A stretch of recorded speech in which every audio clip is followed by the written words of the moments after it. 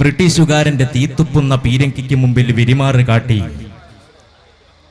അറബിക്കടലിന്റെ അലമാലകളെ നെറുനിണം കൊണ്ടു ചഞ്ചായമണിയിച്ച് ഷഹീദെ മില്ലത്ത് കുഞ്ഞാലി മരക്കാരുടെ നാട്ടിൽ നിന്ന് രാഷ്ട്രീയത്തിന്റെ ബാലപാഠം അഭ്യസിച്ച് മുസ്ലിം ലീഗിന്റെ കിരീടം വയ്ക്കാത്ത സുൽത്താൻ സംസ്ഥാന ജനറൽ സെക്രട്ടറി ജനാബ് പി കെ കുഞ്ഞാലിക്കുട്ടി സാഹിബിനെ മുഖ്യ പ്രഭാഷണത്തിന് വേണ്ടി സ്നേഹാദരങ്ങളോടെ ക്ഷണിക്കുന്നു. പ്രിയങ്കരായ വേദിയിലുള്ള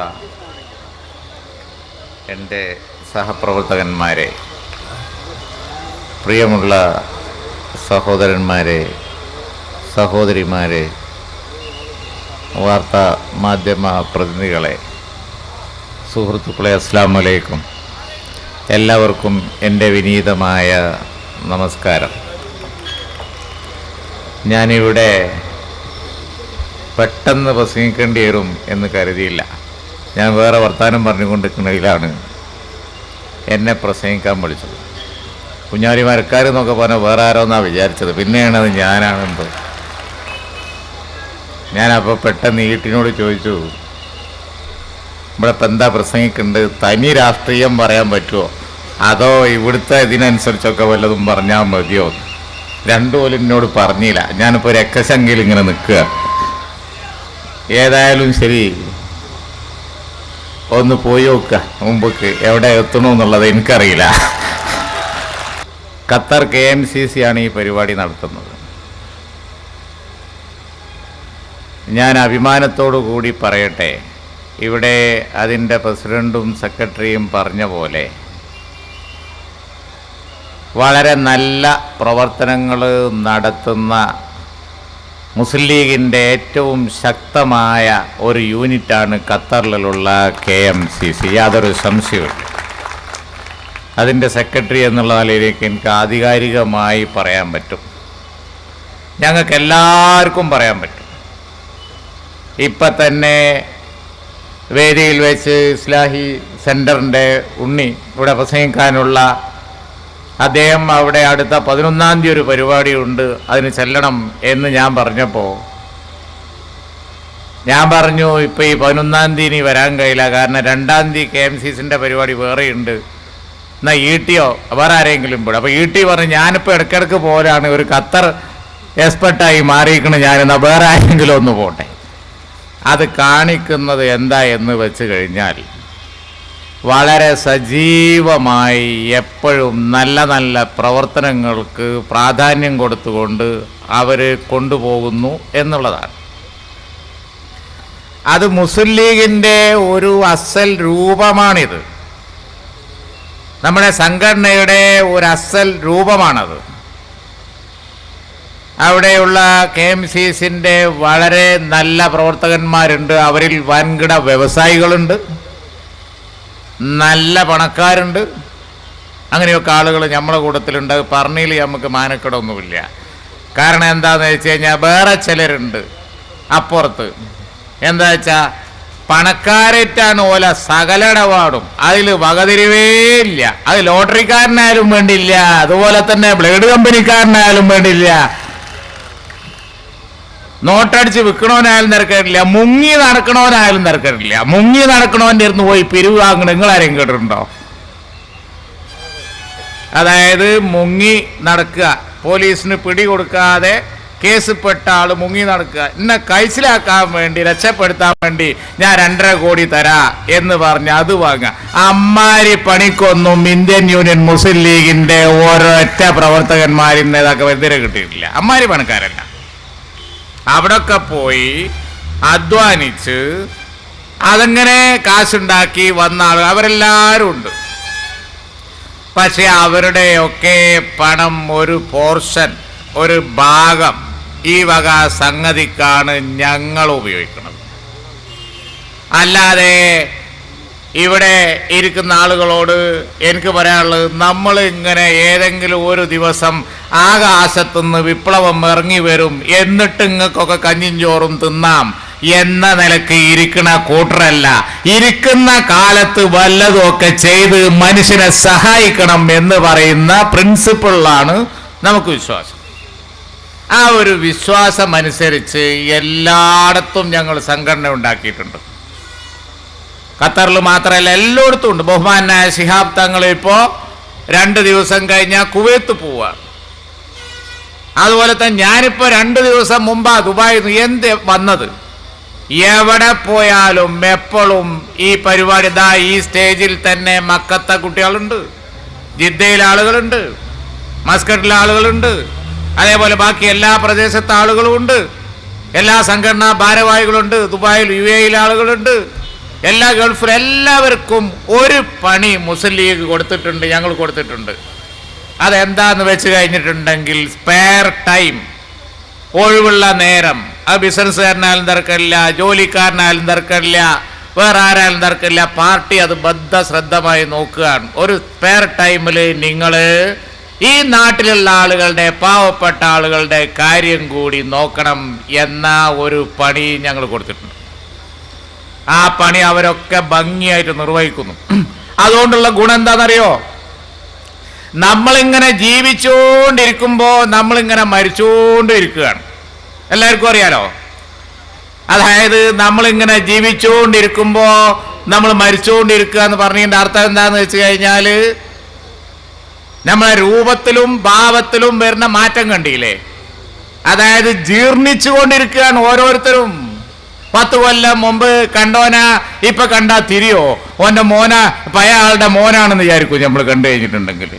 20 കൊല്ലം മുമ്പ് കണ്ട ആളുകളുടെ ഒപ്പം പഠിച്ചിരുന്ന ചില ആളുകളെയൊക്കെ എൻ്റെ പഴയ ഓർമ്മക്ക് ഞാൻ കണ്ടുകൂട്ടിയിട്ട് ഞാൻ ചോദിക്കും ചിലപ്പോൾ ചില സദസ്സെന്നൊക്കെ ഇന്ന ആളല്ല, ഞാൻ ഓൻ്റെ മോനാണെന്ന് പറയും.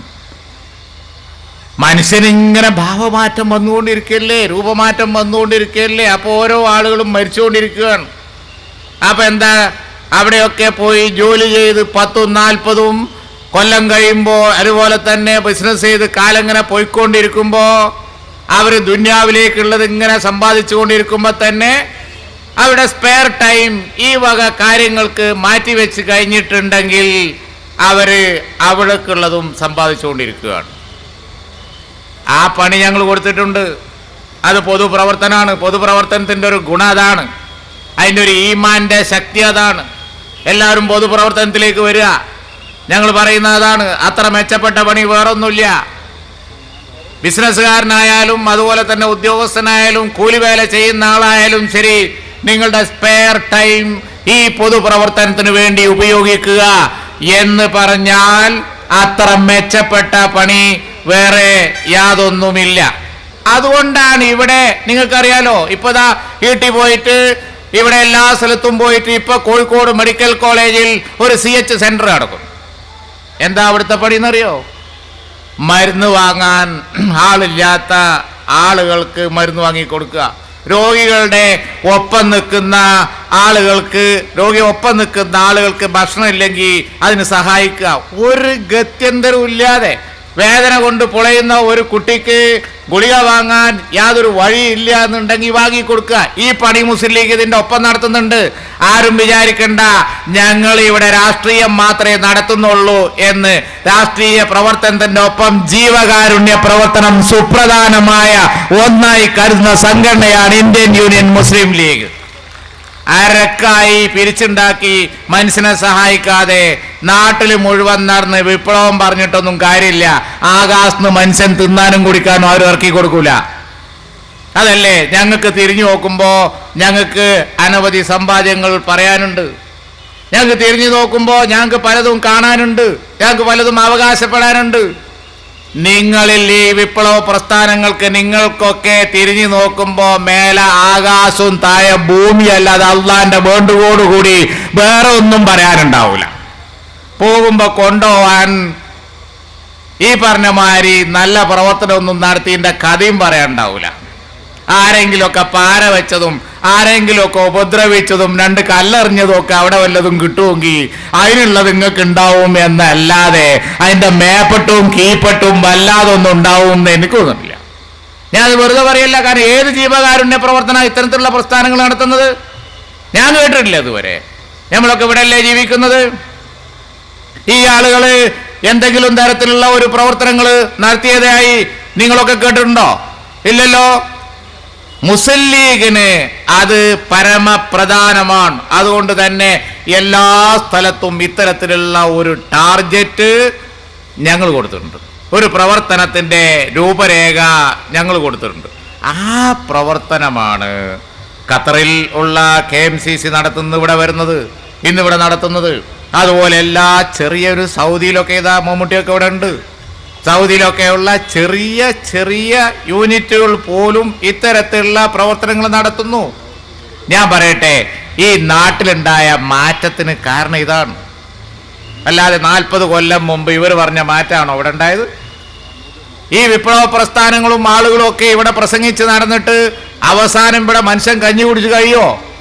ഇല്ല. ഗൾഫ് നാട് അവിടെ വന്നതുകൊണ്ടും അതേപോലെ തന്നെ അവിടെ പോയി അധ്വാനിക്കുന്ന ആളുകൾ അവര് പണം ഇങ്ങോട്ട് അയക്കുന്നത് കൊണ്ടും അങ്ങനെ കിട്ടുന്ന പണമാണ്, അങ്ങനെ കിട്ടുന്ന അവരയക്കുന്ന ആ ഫണ്ടാണ് ഇവിടെ വന്നുകൊണ്ടിരിക്കുന്നത്. അപ്പൊ അതുകൊണ്ട് തന്നെ ഞാൻ നിങ്ങളോട് പറയുന്ന ഇതാണ്, ഇവിടെ ഈ KMCCയുടെ ഇത്തരത്തിലുള്ള പ്രവർത്തനങ്ങൾ മാതൃകാപരമാണ്, മാതൃകായോഗ്യമാണ്. ഈ പ്രവർത്തനങ്ങൾ മറ്റുള്ളവർ കോപ്പി ചെയ്യാൻ വേണ്ടത്, ഈ പ്രവർത്തനങ്ങൾ മറ്റുള്ളവർ കാണുക വേണ്ടത്. ഞങ്ങൾ മുസ്ലിം ലീഗ് ഇവിടെ തിരിച്ചു പറഞ്ഞു കഴിഞ്ഞാൽ ഇനിയിപ്പോൾ പൊട്ടാകെ പറഞ്ഞാലും അതിൻ്റെ ചരിത്രത്തിൽ മുഴുവൻ ഈ തരത്തിലുള്ള പ്രവർത്തനമാണുള്ളത്. ആകെ തിരിഞ്ഞു നോക്കിയാൽ ഇവിടെ വന്നിരിക്കുന്ന സ്ഥാപനങ്ങൾ, ഇവിടെ വന്നിരിക്കുന്ന ഡെവലപ്മെന്റ്, ഇവിടെ വന്നിരിക്കുന്ന മറ്റു കാര്യങ്ങൾ, ഇതൊക്കെ ഞങ്ങളുടെ പ്രവർത്തനത്തിൻ്റെ ഒരു ചില ആളുകൾ ചോദിക്കും, ലീഗ് ഉണ്ടായിട്ട് ഇപ്പം എന്തേ ഗുണമുണ്ടായി? മുസ്ലിം ലീഗ് ഉണ്ടായത് കൊണ്ട് എന്തേ ഗുണമുണ്ടായി? ആ ഗുണം തിരിഞ്ഞു നോക്കിയാൽ കാണാം.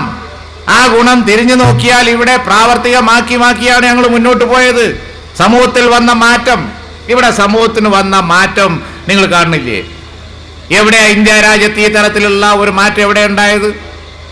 സംഘടിതമായ ശക്തിയിലൂടെ ഒരു സമൂഹത്തെ പുനരുദ്ധാരണം ചെയ്യുക, മുന്നോട്ട് കൊണ്ടുവരിക, അവിടെ വിദ്യാസമ്പന്നരാക്കുക, അവരെ മതവിജ്ഞാനമുള്ളവരാക്കുക, കുട്ടികൾക്ക് വിദ്യാഭ്യാസത്തിനുള്ള അവസരമുണ്ടാക്കുക. ചെറുപ്പത്തിൽ കിൻഡർ ഗാർഡനിൽ പോകുന്ന സമയം വരെ കുട്ടികൾക്ക് ഒരവസരം ഇല്ലാതാവാൻ പാടില്ല. ഭരണഘടന ഇന്ത്യയിൽ ആളുകൾക്ക് നൽകുന്ന ഒരു ഉറപ്പതാണ്, ഇക്വാലിറ്റി ഉറപ്പ്. എല്ലാവർക്കും തുല്യ അവകാശം. അതെല്ലാവരുടെയും മൗലിക അവകാശമല്ലേ തുല്യാവകാശം? ഇന്ത്യയിലെ ജനങ്ങൾക്ക് എല്ലായിടത്തും എല്ലാ സ്ഥലത്തും ഒരുപോലെ അത് കൊടുക്കണ്ടേ? പക്ഷേ ഈ രാജ്യത്ത് ഏതൊക്കെ സ്റ്റേറ്റിൽ അത് കിട്ടുന്നുണ്ട്? ഏതൊക്കെ സ്റ്റേറ്റിൽ അത് കിട്ടുന്നുണ്ടോ? ഇല്ല. വിദ്യാഭ്യാസമൊക്കെ മൗലികാവകാശമാണ്. നമ്മുടെ സഹോദരിമാരിയ്ക്കുന്നു, അവരെ കുട്ടികൾ, ഏത് രക്ഷിതാവിനാ താല്പര്യമില്ലാത്ത അവനാന്റെ കുട്ടിയെ നല്ല സ്ഥലത്ത് പഠിപ്പിക്കണം എന്ന് താല്പര്യമില്ലാത്ത ആളാരാണ്? ഇവിടെയുള്ള ചിലപ്പോൾ ഭരണത്തിലിരിക്കുന്ന പാർട്ടിന്റെ ചില ആളുകളൊക്കെ ചെയ്യുന്ന പോലെ അവനാന്റെ കുട്ടികളെ നല്ല സ്കൂള് ലോകത്ത് എവിടെയുള്ള അവിടേക്ക് അയക്കുക, എന്നിട്ട് നാട്ടുകാർക്കുള്ളതൊക്കെ ഗവൺമെന്റ് സ്കൂള്, ഞമ്മക്ക് തനക്കത്ര മതി എന്ന് പറയുന്ന പ്രിൻസിപ്പിളിൽ ഞങ്ങൾക്ക് വിശ്വാസമില്ല. എല്ലാവർക്കും നല്ല സ്കൂൾ വേണം, എല്ലാവർക്കും നല്ല സ്റ്റാൻഡേർഡുള്ള കലാലയങ്ങൾ ചെറുപ്പം തൊട്ട് അവസാനം വരെ വേണം. നേതാക്കന്മാരുടെ മക്കൾക്ക് മാത്രം നല്ല സ്കൂളിൽ പഠിച്ചാൽ പോരാ. നേതാക്കന്മാരുടെ മക്കളൊക്കെ ലണ്ടനിൽ, അല്ലെങ്കിൽ ഊട്ടിയിൽ, അല്ലെങ്കിൽ വേറുള്ള സ്ഥലത്ത്, എന്നൊരു നാട്ടിലുള്ള പാവപ്പെട്ട ആളുകളുടെ മക്കളൊക്കെ അടുത്തുള്ള ഗവൺമെന്റ് സ്കൂളിൽ വിപ്ലവ പ്രസ്ഥാനത്തിന്റെ ഭാഗമായിട്ട്. ഇതെന്തു തരം പ്രിൻസിപ്പിളാണ്? ഇത് ഇരട്ടത്താപ്പാണ്. ഞങ്ങൾ അതിൽ വിശ്വസിക്കുന്നില്ല. അതുകൊണ്ട് ഞങ്ങൾ എന്താ പറഞ്ഞത്? എല്ലാവർക്കും ഭരണഘടന ഉറപ്പ് നൽകിയിരിക്കുന്നത് പോലെ തുല്യാവകാശം വേണം. അതുകൊണ്ട് അതിനു വേണ്ടിയാണ് മുസ്ലിം ലീഗ് ഫൈറ്റ് ചെയ്തത്. ഇന്ത്യയിൽ നിങ്ങൾ കാണിച്ചുകൊണ്ടാ വേറൊരു സ്റ്റേറ്റിൽ ആ ഫൈറ്റ് വിജയിച്ചത്. കേരളത്തിൽ മാത്രമേ ഉള്ളൂ. ബുദ്ധിജീവികളില്ലേ ഇവിടെ? എഴുത്തുകാരില്ലേ ഇവിടെ? ചിന്തിക്കുന്ന ആളുകളില്ലേ? നിങ്ങൾ എന്തുകൊണ്ട് ലീഗിനെ അംഗീകരിക്കുന്നില്ല? എല്ലാവർക്കും തുല്യ അവകാശം കൊടുക്കാൻ വേണ്ടി ഫൈറ്റ് ചെയ്തിട്ട് വിജയിച്ച സ്റ്റേറ്റ് കേരളം മാത്രമാണ്. വേറൊരു സ്ഥലത്തും അത് ഉണ്ടാക്കാൻ കഴിഞ്ഞില്ല. അതുകൊണ്ടാണ് എന്റെ മുമ്പിൽ ഇരിക്കുന്ന ആളുകളുടെ മുഖം കണ്ടാൽ അറിയാം അവർക്ക് അത്യാവശ്യം വിവരം ലഭിച്ചവരാണ് എന്ന്. അല്ലാത്ത നിരക്ഷര കുക്ഷിയുടെ ഒരു ലോകം ഇവിടെ പടുത്തുയർത്താൻ മുസ്ലിം ലീഗ് അനുവദിച്ചിട്ടില്ല. ആ നേട്ടത്തിന്റെ കിരീടം പാണക്കാട് സയ്യിദ് മുഹമ്മദ് അലി ശിഹാബ് തങ്ങൾക്കാണ്, ലീഗ് ലീഡർഷിപ്പിനാണ്. വേറെ ഇന്ത്യ രാജ്യത്ത് ആർക്ക് ഏത് സ്റ്റേറ്റിൽ ഈ ഒരു നേട്ടം ഇവിടെ ഉണ്ടാക്കാൻ പറ്റി? എന്തിനാ ലീഗ് ഉണ്ടാക്കിയത്? എന്തിനാ പാർട്ടി ഉണ്ടാക്കിയതെന്ന് ചോദിച്ചാൽ എല്ലാവർക്കും തുല്യാവകാശം കൊടുക്കാൻ. എല്ലാവർക്കും സ്കൂളും കോളേജ് ഉണ്ടാക്കി കൊടുക്കാൻ. എന്തേ മറ്റോടത്തില്ലാഞ്ഞു, ബംഗാളിലില്ലാഞ്ഞു?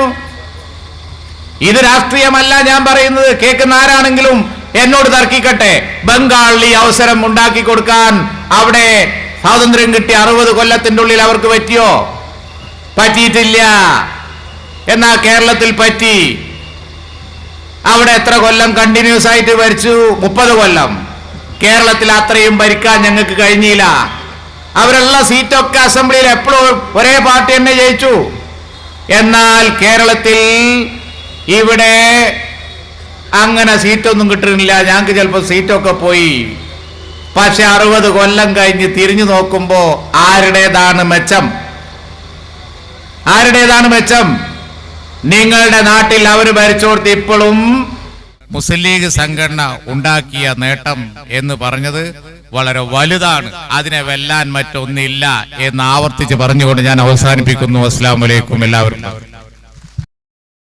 കേരളം കണ്ട പ്രഗത്ഭ